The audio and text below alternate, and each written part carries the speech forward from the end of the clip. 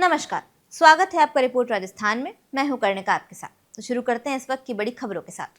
राजस्थान की मरु नगरी बीकानेर में ट्रैफिक व्यवस्था और प्रदूषण निरंतर को लेकर परिवहन विभाग ने सख्ती शुरू कर दी है। 10 से 15 अक्टूबर तक चलने वाले विशेष अभियान में 15 साल से अधिक पुराने और अधूरे कागजात वाले ऑटो रिक्शा पर कार्रवाई की जाएगी। आरटीओ अनिल पांड्या ने बताया कि 3 टीमें गठित की गई हैं, जो शहर के विभिन्न क्षेत्रों में निरीक्षण कर पॉल्यूशन फैलाने वाले ऑटो जब्त करेंगी। यह अभियान पुलिस और परिवहन विभाग के संयुक्त तत्वाधान में संचालित होगा।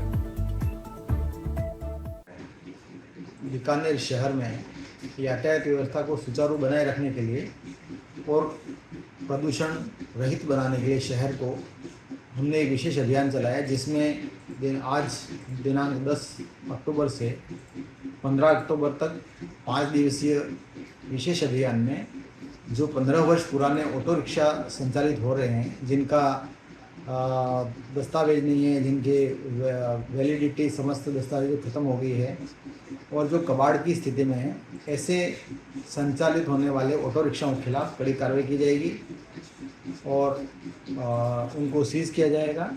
उनके वाहन स्वामियों के लाइसेंस, उनके वाहन चालकों के लाइसेंस निरस्त किए जाएंगे और यह कार्य पुलिस विभाग के संयुक्त तत्वाधान में किया जा रहा है। बीकानेर में कितने नाके बनाए गए हैं, कितनी जगह पर आप लोग तैनात रहेंगे? बीकानेर शहर में हमने पूरे शहर क्षेत्र को लिया है और विशेष रूप से जहाँ पे जैसे कोर्ट गेट है या जो बाज़ार हैं, जहाँ पे भीड़ भाड़ वाले इलाके हैं, जहाँ पे ये पुराने शहर में अधिकांश रूप से ऐसे वाहनों का संचालन हो रहा है जो कि अत्यधिक पुराने हैं और कबाड़ की स्थिति में है, ऐसी शिकायतें मिली हैं, तो ऐसे वाहनों के खिलाफ कार्रवाई जहाँ भी वो दिखेंगे उनके खिलाफ की जाएगी।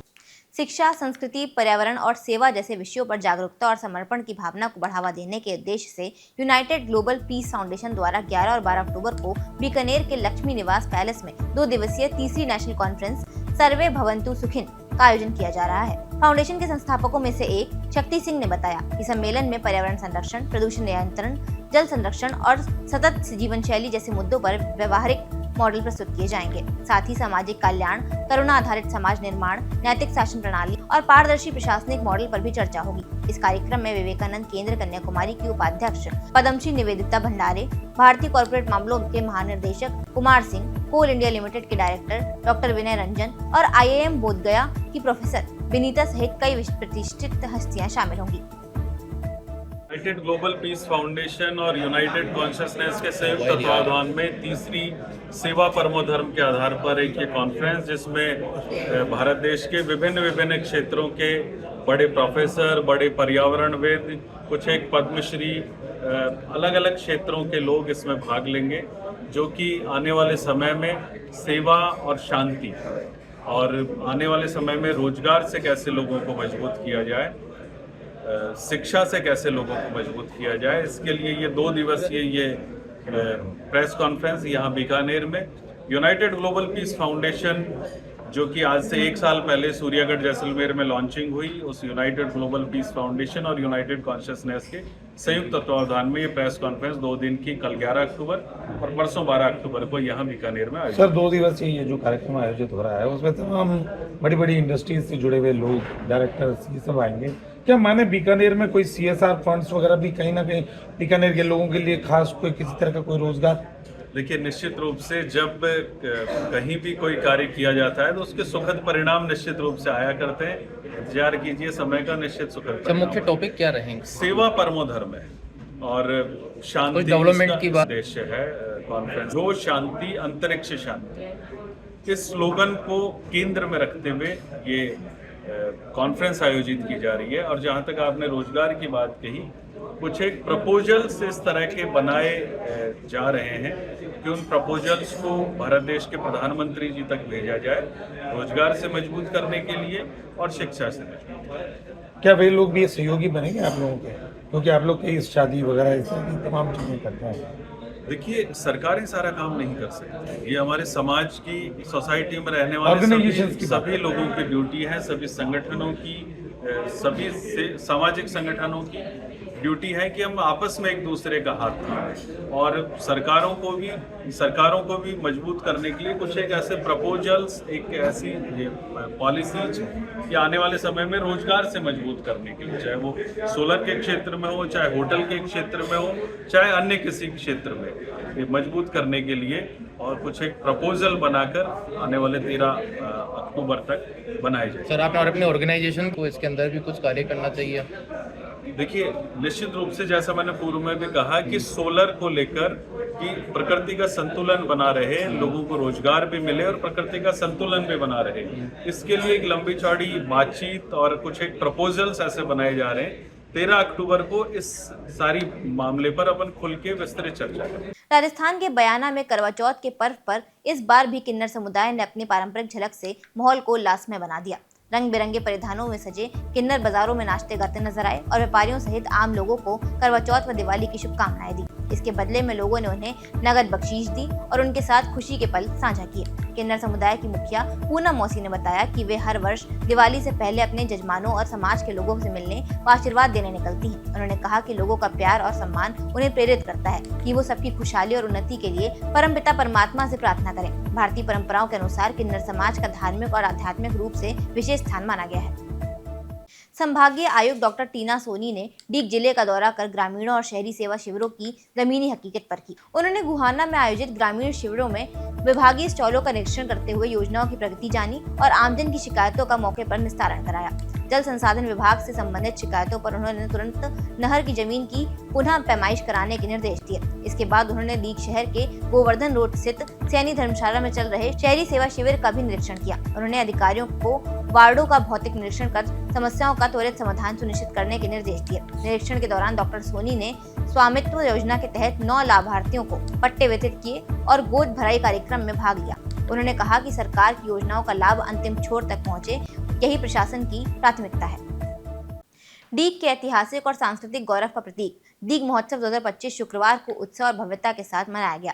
जिला प्रशासन और पर्यटन विभाग के संयुक्त तत्वाधान में आयोजित इस महोत्सव में सुबह से शाम तक चले कार्यक्रमों में हजारों नागरिकों और पर्यटकों ने भाग लिया। कार्यक्रम की शुरुआत एक भव्य शोभा यात्रा से हुई, जिसमें स्कूली छात्र छात्राओं, स्काउट गाइड और लोक कलाकारों ने आकर्षण प्रस्तुतियां दी। इसके बाद कबड्डी, रस्साकसी, साफा, मूच और राधा कृष्ण पोशाकों जैसी पारंपरिक प्रतियोगिताओं में प्रतिभागियों ने बढ़ चढ़कर हिस्सा लिया और विजेताओं को सम्मानित किया गया। शाम को ही सांस्कृतिक संध्या में राजस्थान के लोक कलाकारों ने प्रस्तुतियों से दर्शकों का मन मोह लिया। जिला कलेक्टर उत्सव कौशल ने कहा कि डीग महोत्सव का उद्देश्य डीग की ऐतिहासिक विरासत और संस्कृति को राष्ट्रीय पहचान दिलाना है।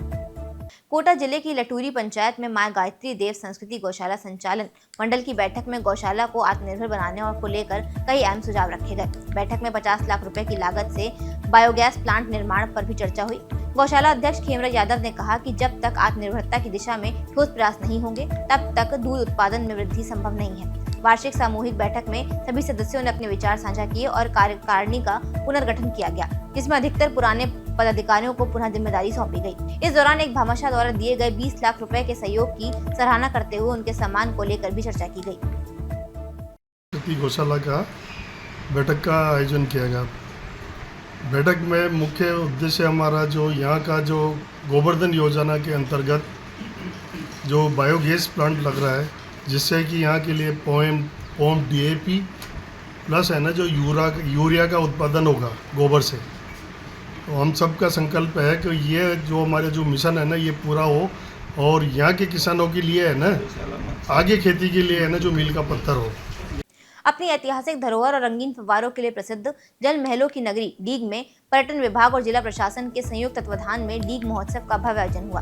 महोत्सव का शुभारंभ बैंड बाजों और कलश यात्रा के साथ हुआ, जिसमें महिलाओं ने मंगल कलश धारण किए और लोक कलाकारों ने पारंपरिक झांकियों के साथ सांस्कृतिक प्रस्तुतियां दी। पर्यटन विभाग के संयुक्त निर्देशक संजय जौहरी ने बताया कि नेहरू पार्क में राधा कृष्ण झांकियां, रस्साकसी, कबड्डी और मूछ प्रतियोगिता जैसी पारंपरिक गतिविधियां आयोजित की गयी। शाम को डीग के रंग कार्यक्रम के तहत महल परिसर में रंगीन फव्वारों का संचालन और जल महल तालाबों पर दीपदान का आयोजन हुआ। इसके बाद सांस्कृतिक संध्या में कलाकारों ने मनमोहक प्रस्तुतियां दी। इस मौके पर देश विदेश पर्यटकों के साथ जिला प्रशासन और स्थानीय नागरिक बड़ी संख्या में उपस्थित रहे। बांसवाड़ा में पुलिस अधीक्षक सुधीर जोशी के सुपरविजन में सदर थाना पुलिस ने बड़ी कार्रवाई करते हुए तस्करों से करीब 1 करोड़ रुपए कीमत का डोडा चूरा बरामद किया। अधीक्षक को मिली गोपनीय सूचना के बाद लियो सर्कल पर नाकाबंदी की गई, जहां पुलिस ने एक पिकअप को रोका। जांच में पिकअप से 7 कुंटल दूधा चूरा मिला, जिसे पुलिस ने जब्त कर लिया। पुलिस ने एक तस्कर को मौके से गिरफ्तार भी किया है। ये कार्रवाई सीआई बुद्धराम बिश्नोई के नेतृत्व में की गई। पुलिस अधीक्षक सुधीर जोशी ने बताया कि जिले में मादक पदार्थ तस्करी के खिलाफ विशेष अभियान चलाया जा रहा है। इससे पहले डीएसटी टीम ने 25 ग्राम एमडी ब्राउन शुगर भी बरामद की थी। आज सुबह नाकाबंदी लियो सर्किल डांगपाड़ा पर की जा रही थी। लगभग 9:45 बजे प्रतापगढ़ की तरफ से एक बोलेरो पिकअप गाड़ी आई, जिसको रुकने का इशारा किया तो चालक नाकाबंदी तोड़ के उदयपुर रोड की तरफ भागा, जिसका पीछा करके और करीब 400 मीटर दूर गाड़ी को रुकवा के ड्राइवर को पूछा कि गाड़ी के अंदर क्या है, तो घबरा गया और कोई संतोषप्रद जवाब नहीं दिया, जिस पर गाड़ी में कोई अवैध माल होने की शंका होने से गाड़ी की नियमानुसार तलाशी ली गई। तलाशी के दौरान गाड़ी में कुल 35 कट्टों में 7 क्विंटल 88 किलो 556 ग्राम अवैध डोडा चूरा पाया गया, जिसे नियमानुसार कार्रवाई कर जब्त किया गया। अधिकारियों के निर्देश है और बिल्कुल हम भी सख्त निगरानी रख रहे हैं और मुखबिरों से भी लगातार संपर्क में है और रैंडमली भी नाकाबंदी करते हैं और हमारा प्रयास है कि समाज को नशे से मुक्त किया जा सके। कीमत क्या होगी सर? इसकी अंतर्राष्ट्रीय कीमत 1,18,35,000 रुपये तो डोडा चूरा की कीमत है। बाकी बोलेरो पिकअप गाड़ी की कीमत है वो अलग है, लगभग 10 लाख 12 लाख कितने की आती है सर? कितने? एक ही आदमी था गाड़ी में, चालक, उसे गिरफ्तार किया है। फैसल खान निवासी उचियारडा, थाना सदर बिलाड़ा, जोधपुर। इसमें बॉर्डर का तो कोई संबंध नहीं है, लेकिन जोधपुर बाड़मेर उस एरिया में थोड़ा इसका अफीम और डोडा चूरा का प्रचलन है, तो उस हिसाब से लोग तस्करी करके और वहाँ ले जाके बेचने का प्रयास करते हैं। पाली जिले में पुलिस ने नशे के कारोबार पर बड़ी कार्रवाई करते हुए 35 ग्राम एमडी ड्रग्स 76,810 रुपए नगद बरामद किए हैं। पुलिस ने 2 आरोपियों भानु प्रकाश पुत्र भंवरलाल निवासी रोहट और दिनेश पुत्र भागीरथ राम निवासी सरवाहन जिला जालौर को गिरफ्तार किया है। ये कार्रवाई एसपी आदर्श सिंधु ने निर्देशन में की गई और थाना प्रभारी पाना चौधरी के नेतृत्व में ऑपरेशन प्रहार के तहत दलपतगढ़ के पास की गई। पुलिस ने परिवहन में प्रयुक्त 2 मोटरसाइकिलें भी जब्त की हैं। आरोपियों के खिलाफ एनडीपीएस एक्ट के तहत मामला दर्ज कर आगे की जांच शुरू कर दी गई है। किशनगढ़ स्थित जाकर सीनियर सेकेंडरी स्कूल टित्यारा में विज्ञान और नवाचार को बढ़ावा देने के उद्देश्य से मिशन रॉकेटरी लॉन्चिंग कार्यक्रम का सफल आयोजन हुआ। कार्यक्रम की शुरुआत ओमजी गुरुजी द्वारा दीप प्रज्वलन से हुई, जबकि अध्यक्षता डॉक्टर शिवदान जाखड़ ने की। उन्होंने छात्रों को विज्ञान, नवाचार और टीम वर्क की भावना के साथ आगे बढ़ने के लिए प्रेरित किया। एपीजे अब्दुल कलाम, राकेश शर्मा, कल्पना चावला, सीवी रमन और आर्यभट्ट ने बेहतरीन प्रदर्शन और कर गोल्ड मेडल जीते। अंकित जाखड़, अविनाश, मोनिका, पलक, पूजा, दीपक और हिमांशी द्वारा तैयार किए गए मॉडलों की लॉन्चिंग सबसे आकर्षण का केंद्र रही। एमएस फाउंडेशन जयपुर के डॉक्टर कमल शर्मा और सुनील जी ने तकनीकी मार्गदर्शन प्रदान किया। कार्यक्रम के समापन पर डॉक्टर जाखड़ ने सभी प्रतिभागियों को बधाई देते हुए कहा कि विद्यालय विद्यार्थियों में करके सीखने की भावना को लगातार बढ़ावा देना रहेगा। जी सर, कार्यक्रम के बारे में बताएं। आज 10 अक्टूबर को जाखड़ शिक्षण संस्थान तितैरी में मिशन रॉकेटरी का आयोजन किया गया, जिसमें इसरो से tie up institute SM foundation Jaipur के डॉक्टर कमल शर्मा जी यहाँ पर आए और उन्होंने बच्चों को विज्ञान के प्रति जागरूकता और जिज्ञासा के लिए और साइंटिस्ट बनने के फील्ड में आगे स्कोप के बारे में जानकारी देने के लिए इस मिशन का यहाँ पर आयोजन किया गया, जिसमें बच्चों ने 6th क्लास से लेकर 12th क्लास तक लगभग 150 बच्चों ने भाग लिया। 5 टीमें तैयार की गई, जिसमें प्रत्येक टीम में 30 विद्यार्थियों ने अपने रॉकेट को असेंबल करने का, उनमें फ्यूल डेवलप करने का और उनके अंदर पैराशूट द्वारा उन्हें लैंडिंग कराने का नॉलेज थ्योरेटिकल और प्रैक्टिकल प्राप्त किया। सुबह 11 बजे बच्चे बहुत एक्साइटेड होकर के फील्ड में आए और लॉन्चिंग ग्राउंड के अंदर लॉन्चिंग स्टैंड लगा करके और सफल आयोजन हुआ और उन्हें पैराशूट द्वारा वापस लैंडिंग भी कराया गया। ये जाखड़ शिक्षण संस्थान अजमेर ज़िले का पहला संस्थान है जहाँ पर ये कार्यक्रम आयोजित किया गया। ये पहली बार हुआ है या पहले भी हो चुका है? अजमेर ज़िले में ये पहली बार हुआ है और ये पहला स्कूल है और राजस्थान का 6ठा स्कूल है जहाँ पर ये कार्यक्रम आयोजित किया गया है। आपका परिचय? मैं ऑफिस मैनेजर राजेश कुमार भारती। ठीक। ने एक इसरो के साथ में स्पेस ट्यूटर हम इसरो के बने हैं और हमारा विज़न और मिशन है कि हम घर घर तक इसरो को पहुँचाएँ और बच्चों को साइंस के बारे में अवेयरनेस करवाएं। जो तेतरिया गांव के अंदर जो प्रोग्राम हुआ है वो जाखड़ सर ने 1 महीने पहले हमारे को बताया था, लेकिन खेल कूद के कारण वो हो नहीं पाया और जैसे ही सर ने आदेश दिया हम आए और हर बच्चे को सिखाने की कोशिश करी। कौन से स्कूल में हुआ ये जाकर सीनियर सेकेंडरी स्कूल तितरियारी गांव है किशनगढ़ के पास, उसके अंदर हुआ है, जिनके डायरेक्टर जाकर सर है। ठीक है। और कुछ इसरो के बारे में बताइए। इसरो के बारे में बच्चों को हमने इसरो से टाइप करने की कोशिश करी है और अब धीरे धीरे इसरो के साथ हम मिसाइल भी लेके आ रहे हैं और साथ ही साथ ड्रोन और सैटेलाइट भी कर रहे हैं। और राजस्थान के अंदर बहुत जल्दी एक मिनी इसरो राजस्थान के नाम से एक रिसर्च सेंटर खोलने की प्लान कर रहे हैं। सभी स्कूलों से बात चल रही है, उनके साथ बैठ के और मीटिंग करके, और इसरो के जो बड़े साइंटिस्ट हैं उनसे भी बात हो रही है, तो उनसे मिलके हम आगे बढ़ रहे हैं और राजस्थान में इसरो की स्थापना करने की कोशिश कर रहे हैं। आपका परिचय? मैं डॉक्टर कमल शर्मा, मैं पिछले 8 साल से मेमोरी के ऊपर कार्य कर रहा था, लेकिन मुझे कहीं से ऐसी गाइडलाइन मिली कि आप स्पेस की एजुकेशन स्टार्ट कर सकते हो, तो मैंने बहुत कोशिश करी, मेहनत करी और फिर हमने ये स्पेस एजुकेशन की स्टार्ट करी। ठीक है, धन्यवाद। धन्यवाद। त्योहारों से पहले शहर में कानून व्यवस्था और शांति बनाए रखने के लिए पुलिस एक्शन मोड में नजर आ रही है। एडिशनल एसपी दीपक कुमार के नेतृत्व और आईपीएस अजय सिंह राठौड़ की देखरेख में शहर की मुख्य सड़कों पर पुलिस ने भव्य फ्लैग मार्च निकाला है। फ्लैग मार्च के दौरान पुलिस का दस्ता मुख्य मार्गों से गुजरा, जिससे लोगों में सुरक्षा का विश्वास और अपराधियों में खौफ साफ दिखाई दिया। इस मौके पर थानाधिकारी सुरेंद्र सिंह और थानाधिकारी संजय शर्मा समेत पूरा पुलिस बल मौजूद रहा। अधिकारियों ने नागरिकों से शांति और सौहार्द के साथ त्योहार मनाने की अपील की है। कानून तोड़ने वालों पर पुलिस की पैनी नजर है। गाड़ियों को भी भेज किया है क्या? देखिए, एक तो ये त्योहारी सीजन है, तो पीएसपी से दिशा निर्देश प्राप्त हुए हैं कि पुलिस की जो विजिबिलिटी है वो आम जनता में नजर आए। उसी के तहत ये फ्लैग मार्च निकाला गया है, जिसमें हमारे जो एएसपी साहब हैं, जो हमारे सीओ साहब हैं और सभी एसएचओ और जो तीनों थानों का जाब्ता है वो उसमें शामिल किया है। इस दौरान जो बिना नंबरी बाइक्स वगैरह मिली हैं उन पे हमने कार्रवाई करी है और आमजन को यही संदेश है हमारी तरफ से कि भाई त्योहार अपना शांति से मनाएं, ड्रंक एंड ड्राइव नहीं करें और जो ट्रैफिक नियमों का पालन करें। आईपीएस साहब के निर्देशन में अभी जो लगातार बाइक है जो चल रही है, आप क्या संदेश देंगे? इसमें यही है कि देखिए, किशनगढ़ एक ग्रामीण क्षेत्र है और ग्रामीण क्षेत्र में कई बार लोगों को जानकारी का अभाव भी कम होता है, तो हम इसलिए बार बार इनको यही बताने के लिए कि भाई जो बिना नंबरी बाइक्स हैं उनको यूज नहीं करें, उनके किसी क्राइम में भी उनका यूज हो सकता है, तो सभी लोग ट्रैफिक नियमों का पालन करें, गाड़ियों पे नंबर लगवाएं और जो लोग नई गाड़ियां खरीद रहे हैं वो लोग भी पहले दिन ही गाड़ियों पे नंबर लगवाएं। ऐसा नहीं हो कई बार वो महीने भर तक बिना नंबरों के गाड़ियों को लेकर घूमते रहते हैं। इसके लिए हम उनकी जो एजेंसी है, व्हीकल एजेंसी, उनको भी हम लेटर लिखेंगे, उनको पाबंद करेंगे कि वो पहले दिन से ही व्हीकल्स में नंबर लगवाएं। इस वक्त के लिए फिलहाल इतना ही। देखते रहिए रिपोर्ट राजस्थान।